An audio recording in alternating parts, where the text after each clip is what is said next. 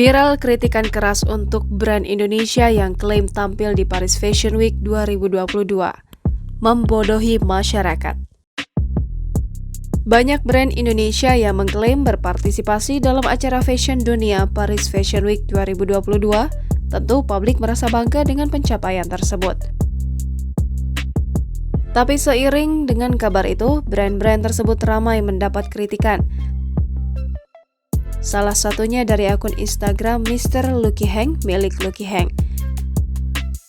Lucky melempar kritikannya terhadap brand-brand yang mengklaim berpartisipasi dalam Paris Fashion Week 2022. Lucky Heng mengungkapkan bahwa banyak media dan agensi yang memperjualbelikan slot tayang palsu yang sebenarnya tak diselenggarakan oleh official Paris Fashion Week.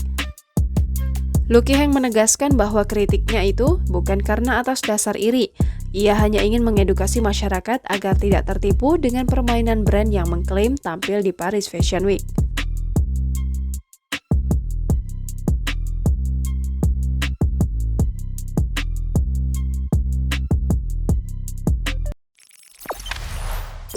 Jangan lupa subscribe, share, komen, dan like ya!